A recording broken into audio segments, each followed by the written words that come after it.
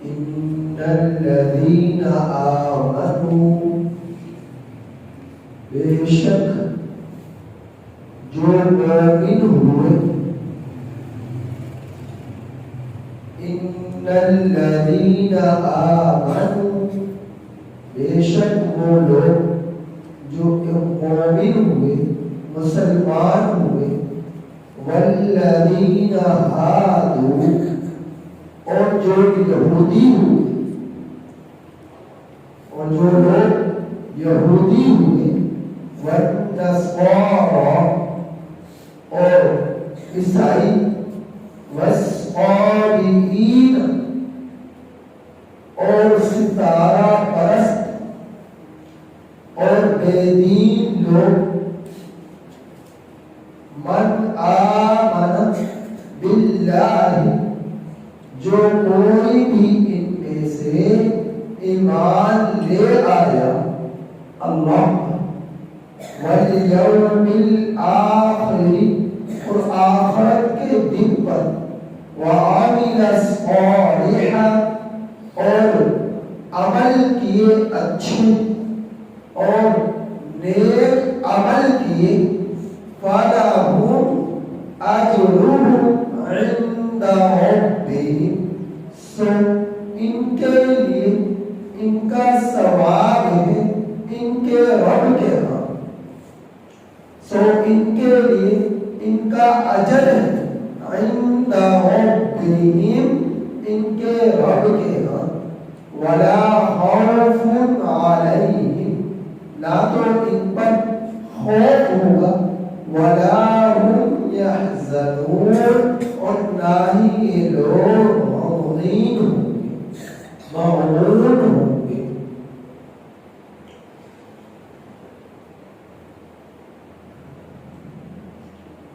اللہ رب العزت نے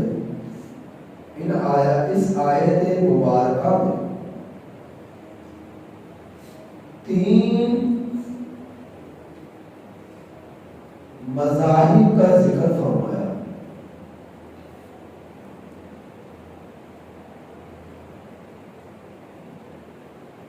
بلکہ چار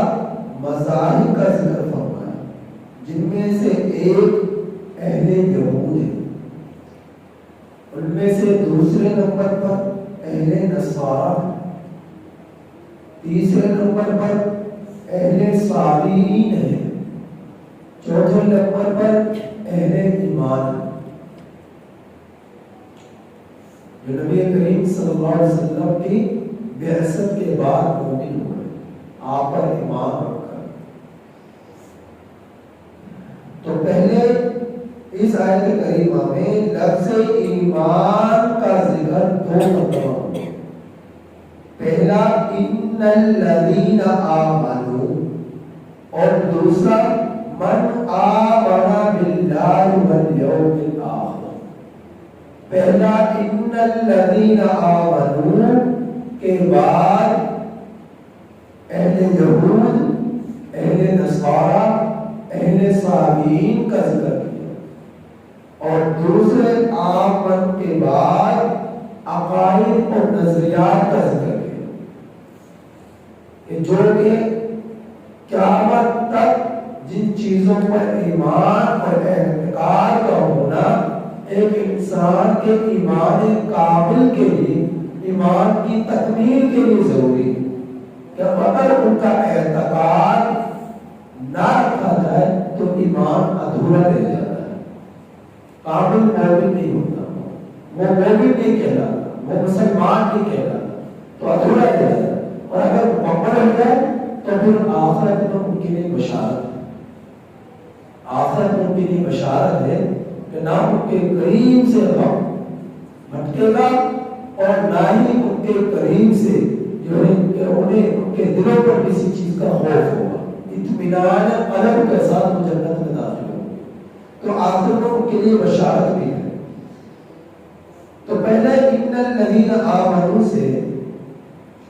وہ لوگ ہیں جو اپنے زمانے میں اپنے وقت پر ایمان لے کر آئے، اگر دین موسوی تھا تو دین موسوی پر ایمان لے کر آئے تو انہیں کہا گیا یہ مومن ہے، اور پھر جب دین موسوی کے بعد دین عیسوی آیا حضرت عیسیٰ علیہ السلام، تو پھر ضروری تھا کہ اہل یہود دین موسوی کو چھوڑ کر اب دین عیسوی کے اندر جو ہے ایمان ڈھل جاتے، اپنا آپ کو ڈال دیتے۔ تو جنہوں نے اپنا آپ کو ڈال لیا، اگرچہ اس سے پہلے دین موسوی کے اندر تھے، یعنی حضرت موسیٰ علیہ السلام کے دین کے مطابق، احکامات کے مطابق، تورات کے احکامات کے مطابق زندگی بسر کر رہے تھے، تو ان کے زمانے کے بعد جب حضرت عیسیٰ علیہ السلام تشریف لائے تو انہوں نے سارے مذاہب کو چھوڑ کر حضرت عیسیٰ علیہ السلام یعنی انجیل اربع پر ایمان لے کر آئے، اناجیل اربع پر، یعنی انجیل کے احکامات پر عمل کرنا شروع کر دیا۔ حضرت عیسیٰ علیہ السلام کی نبوت پر ایمان لا کر اور ان کے جو دین کے مطابق انجیل کے احکامات کے مطابق عمل پیرا ہونا شروع ہو گیا، تو پھر وہ اہل مومن ہیں۔ تو اہل یہود اور اہل نصارہ کے بعد پھر ایک مذہب اور تھا جسے صابئین کہتے ہیں، صابئین بے دین قسم کے لوگ، کو ستارہ پرست بھی کہتے ہیں، لیکن اس کے بارے میں یقینی طور پر کسی مذہب کی طرف اشارہ نہیں ہے۔ صابئین مختلف اقوال ہیں، بہت سارے اقوال ہیں، تو کسی نے بات ایک قول جو ہے یہ آیا ہے صابئین کے بارے میں کہ صابئین وہ لوگ ہیں کہ جنہوں نے اپنا ایک مستقل مذہب بنا لیا۔ کس طرح بنا لیا؟ مختلف مذاہب کے مسائل اور احکامات کو لے کر، چیزوں کو لے کر انہوں نے مستقل ایک مذہب لے لیا، یعنی تورات کے کچھ احکامات کو لے لیا، انجیل کے کچھ احکامات کو لے لیا، اور پھر دونوں کے احکامات کو لے کر اپنی چاہت کا ایک تیسرا مذہب بنا لیا اور اس کے مطابق اپنی چاہت سے عمل کرنا شروع کر دیا۔ نہ وہ دین عیسوی پر قائم تھے، نہ ہی وہ دین عیسوی پر قائم تھے، نہ موسوی پر، نہ ہی عیسوی پر، نہ تورات پر، نہ ہی انجیل پر، بلکہ تیسرا مذہب انہوں نے اپنی طرف سے گھڑ کر اس کے مطابق زندگی گزارنا شروع کر دیا۔ تو یہ صابئین تھے، یہ صابئین تھے۔ تو بعض حضرات نے کہا کہ صابئین جو ہے وہ ایسے لوگ تھے جو دین عیسوی پر بھی ایمان رکھتے، دین موسوی پر بھی ایمان رکھتے، اور پھر یہ لوگ جو ہے کعبۃ اللہ کی طرف رخ کر نماز پڑھتے اور اللہ تعالیٰ کی توحید پر ایمان رکھتے۔ تو میرا یہ ایک الگ سے ایک مذہب تھا صابئین، لیکن ان کے نظریات اچھے نہ تھے، ان کے اعتقاد اچھے تھے، تو اس وجہ سے ان کے اعتقاد ایسے تھے جب نہ تو مکمل طور پر یہ ان کو اہل یہود کہا جاتا، نہ ہی ان کو مستقل طور پر اہل نصارہ کہا جاتا، بس ایک تیسرا فرقہ نکل گیا ان دونوں مذاہب میں سے، اور اپنی طرف سے اپنی چاہت کے مطابق انہوں نے دین بنا کر اس کو مطابق زندگی بسر کرنا شروع کر دی۔ تو یہ صابئین کہا کہ ستاروں کی بھی عبادت کیا کرتے ہیں، ستاروں کو بھی عبادت کیا کرتے ہیں، ان کو پوجا کرتے ہیں، پوجا پاٹ کیا کرتے ہیں۔ تو میرا پہلے آمین سے کہ وہ لوگ مراد جو موسیٰ علیہ السلام کی شریعت تھی تو اس پر ایمان لے کر آئے، تو وہ ایمان لائے، اور یا بھی اور جب پہلے حضرت عیسیٰ علیہ السلام کی شریعت آئی تو پھر اس کے مطابق عمل کرنا شروع کر دی۔ تو ان کے لیے ان الذین آمنوا اور والصالحین یہ تین مذہب ہوئے۔ تو جب نبی کریم صلی اللہ علیہ وسلم کی بعثت ہوئی تو آپ صلی اللہ علیہ وسلم کی بعثت پر ایمان لے کر آئے، تو اگر اب سے پہلے اہل دین موسوی پر ایمان موجود تھا تو اس سے پلٹ کر یہودیت سے نکل کر نبی کریم صلی اللہ علیہ وسلم کی شریعت میں اپنے آپ کو ڈال دیا۔ اگر اب سے پہلے اہل نصارہ تھے، دین عیسوی پر عمل کرنے والے تھے، تو اس سے نکل کر توبہ کر کر یہ لوگ نبی کریم صلی اللہ علیہ وسلم پر ایمان رکھ کر اور اس کے مطابق ان لوگوں نے زندگی بسر کرنا شروع کر دی، ایمان لے آئے۔ تو ایسے لوگوں کے لیے دوسرا آمن من آمن باللہ، جو ایمان لے آئے اللہ پر اور آخرت کے دن پر، تو اس میں وہ تمام بنیادی عقائد ہیں کے مومن ہونے کے لیے ضروری ہے، اور وہ کیا ہے؟ اللہ کی توحید پر، اللہ کی وحدانیت پر ایمان کرنا، اور آخرت کے دن پر ایمان کرنا، اللہ رب العزت کی فرشتوں پر ایمان رکھنا، کتابیں پر ایمان کرنا، رسولوں پر ایمان کرنا، تمام انبیاء کرام پر ایمان رکھنا، اچھی بری تقدیر پر ایمان رکھنا، بےعزت بعد الموت، موت کے بعد دوبارہ اٹھائے جانے پر پوری طرح ایمان اور اعتقاد رکھنا۔ تو ایسے لوگوں کے لیے کل قیامت کے دن نہ تو خوف ہوگا اور نہ ہی لوگ غمگین ہوں گے۔ جو پہلا لفظ تھا والذین ہادوا، وہ لوگ جو یہودی ہوں، ان کو یہودی کیوں کہا جاتا ہے؟ یہودی کیوں جاتا ہے؟ تو اس بارے میں یا تو یہودی اس وجہ سے ان کو کہا جاتا ہے یہود، یہ اس کا یہود جو ہے کہ جو لوگ یہودی ہوئے بامانہ تحودو کے معنی میں یہ یہود کا لفظ ہے، اور تحودو یہ حادی سے، اور حادی لفظ اگر عربی میں اس لفظ کا استعمال ہو تو پھر معنی یہ تابہ کے معنی ہو، اور تابہ کا معنی کیا ہے؟ کہ توبہ کرنا، کہ وہ کیا مطلب ہوا کہ وہ لوگ جو گوسالہ کی پرستی سے توبہ طائب ہو کر اللہ تعالیٰ کی طرف پر پوری طرح ایمان لے آئے۔ گوسالہ جو بچڑے کی لوگوں نے بنی اسرائیل نے عبادت کی تھی، تو اس بچڑے کی عبادت سے انہوں نے توبہ کر دی کہ ہم سے گناہ ہوا، تو توبہ کر کر ان لوگوں نے دوبارہ جو ہے اللہ رب العزت کی توحید پر ایمان لانا شروع کر دیا۔ تو پھر یہ مطلب ہوگا یہود کا۔ اور دوسرا یہ کہ یہود کو کیوں کہا جاتا؟ یا تو اس وجہ سے کہ یہود جو ہے یہ یہودا سے، اور یہودا لفظ جو ہے یا جو یعقوب علیہ السلام کے 12 بیٹوں میں سے جو سب سے بڑا بیٹا تھا اس کا نام یہودا تھا، اور یہودا کی نسل سے ایک مستقل ایک گروہ بنا، اس گروہ کو یہود کے جو ہے طرف یہودا کی طرف منسوب کر کر یاد کیا جاتا کہ یہ یہودا کی نسل سے ہے، تو اسی مناسبت سے ان کو یہودی کہہ دیا جاتا ہے۔ یعقوب علیہ السلام کے جو بڑے بیٹے یہودا تھے ان کی طرف ان کی نسبت، اس وجہ سے ان کو یہودی کہا جاتا۔ تو حضرت یعقوب علیہ السلام کی تمام اولاد بنی اسرائیل کہا جاتا، بنی اسرائیل۔ لیکن آپ نے دیکھا کہ پچھلے آیات کریمہ میں یا بنی اسرائیل اذکروا، یا بنی اسرائیل اذکروا کے نام سے خطاب سے ان لوگوں کو یاد کیا گیا، ان لوگوں کو مخاطب کیا گیا کہ اب سے پہلے ان لوگوں کے حال احوال کا تذکرہ ہو رہا تھا کہ جن پر اللہ رب العزت کے انعامات برسے، نعمتیں برسے، اللہ رب العزت کے جن لوگوں پر بے شمار احسانات تھے ان لوگوں کا ذکر ہو۔ اس وجہ سے یا بنی اسرائیل اذکروا سے ان کو خطاب ہوا کہ ان کی نسبت کی طرف ساتھ نسبت کے ساتھ جو جڑی ہوئی تھی حضرت یعقوب علیہ السلام کے ساتھ، اس نسبت کے ساتھ ان لوگوں کو خطاب کیا گیا۔ لیکن اب آپ دیکھیں کہ اس آیت کریمہ میں خطاب نسبت سے نہیں، اب حضرت یعقوب علیہ السلام کی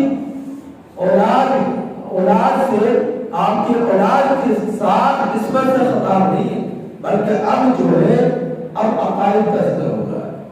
اب عقائد اور نظریات کا ذکر ہو رہا ہے۔ پہلے ایک مستقل قوم کا ذکر ہوا کہ جن پر اللہ تعالیٰ کی نعمتیں برسیں، جن پر اللہ رب العزت کے انعامات ہوئے، جن پر اللہ رب العزت کے بے شمار احسانات ہیں۔ اب کن لوگوں کا ذکر ہو رہا ہے کہ وہ لوگ جو اگر یہ یہود تھے، یہودیت سے نکل کر مومن ہو گئے، نبی کریم صلی اللہ علیہ وسلم پر ایمان لے کر آ گئے۔ اگر اب سے پہلے اہل نصارہ تھے تو نصرانیت سے نکل کر مومن ہو گئے، ہم سے پہلے صابئین تھے تو صابئی مذہب سے نکل کر یہ لوگ نبی کریم صلی اللہ علیہ وسلم کی بعثت کے بعد آپ صلی اللہ علیہ وسلم پر ایمان لے کر آئے۔ تو اب اس چیز کا ذکر ہو رہا ہے، اعتقاد اور نظریات کا ذکر ہو رہا ہے کہ کس طرح کس چیز پر تم نے ایمان رکھنا، تمہارا ایمان پر اللہ کے ہاں مقبول ہوگا، تو اس کا ذکر ہو رہا ہے۔ تو دوسرا لفظ نصارہ ہے، نصارہ اہل نصارہ کو حضرت عیسیٰ علیہ السلام کی امت کو نصارہ عیسائی کیوں کہا جاتا کہ نصارہ جو ہے یہ نصران سے، اور نصران جو ہے اس کے اندر یا جو ہے نصارہ کے اندر یہ مبالغت ہے، کہ کیا مطلب ہوا کہ ایک یا تو اس سے بھی مطلب یہ لگتا ہے کہ ان لوگوں کو نصارہ اس وجہ سے کہا گیا کہ یہ لوگ ان لوگوں نے حضرت عیسیٰ علیہ السلام کی جو ان کے بڑے تھے انہوں نے مدد کی ان کے دشمنوں کے مقابلے، اس وجہ سے ان کو نصارہ کہا جاتا ہے۔ اور دوسرا عیسائی مذہب کی طرف اشارہ، مستقل ان کا نام دین عیسوی کی طرف منسوب ہو گیا اور حضرت نصارہ کا نام پڑ گیا کہ نصارہ وہ لوگ ہیں جو حضرت عیسیٰ علیہ السلام پر نازل شدہ کتاب انجیل کے مطابق عمل کرنے والے تھے، تو ان لوگوں کو نصارہ کہا گیا۔ تو حضرت اللہ رب العزت نے اس آیت کریمہ میں ایک قانون بتا دیا، ضابطہ بتا دیا کہ اب تمہارے لیے ضابطہ یہ ہے کہ جب نبی کریم صلی اللہ علیہ وسلم آخر زمان پیغمبر محمد مصطفیٰ صلی اللہ علیہ وسلم تشریف لے آئے، اب ان کی شریعت قیامت تک کے لیے اب تمہارے اعمال، تمہارا ایمان اگر اللہ کے یہاں مقبول ہوگا تو اس صورت میں ہوگا جب تم نبی کریم صلی اللہ علیہ وسلم کی شریعت پر ایمان لے آؤ اور آپ صلی اللہ علیہ وسلم کو آخری نبی مان کر، آپ صلی اللہ علیہ وسلم کو آخری پیغمبر مان کر، آپ صلی اللہ علیہ وسلم کی شریعت کو پر کامل ایمان رکھ کر تم لوگ زندگی بسر کرو گے تو پھر کیا ہوگا؟ پھر اللہ رب العزت کی طرف سے تمہارے لیے آخرت میں بشارت ہوگی کہ آخرت میں نہ تو غمگین ہوگے اور نہ ہی تم پر خوف ہوگا، نہ پیچھے ماضی میں کسی چھوٹ جانے کے کسی چیز کا غم ہوگا اور نہ ہی مستقبل میں کسی بڑے حادثے کا عذاب کا پیش آنے کا تمہارے لیے خوف ہوگا۔ تو اس میں نبی کریم صلی اللہ علیہ وسلم کی کو آخری نبی ہونے کی طرف بھی یہ بشارت ہے کہ آپ صلی اللہ علیہ وسلم پر ایمان ہی لانے والے شخص کو مومن کہا جائے، اہل ایمان کہا جائے، اور آپ صلی اللہ علیہ وسلم پر کی بعثت پر، آپ صلی اللہ علیہ وسلم کی رسالت پر، آپ صلی اللہ علیہ وسلم کی شریعت پر اگر کوئی شخص ایمان لے کر نہیں آیا تو چاہے وہ کسی مذہب سے تعلق رکھتا ہو تو آپ صلی اللہ علیہ وسلم کی شریعت کے علاوہ اللہ کے ہاں کوئی سی مذہب کا کوئی تصور نہیں ہے، اللہ کے ہاں کسی بھی مذہب اور شریعت کا ذرا بھر بھی اللہ کے ہاں اس کی قبولیت نہیں، اس کی مقبولیت نہیں۔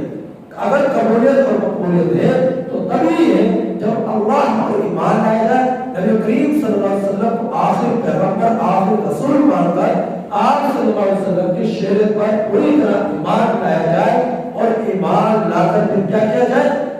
اس پر عمل کیا جائے۔ جب عمل ایمان ہوگا اور عمل کے ساتھ اس ایمان میں پختگی ہوگی تو پھر اللہ کے ہاں مقبولیت ہوگی۔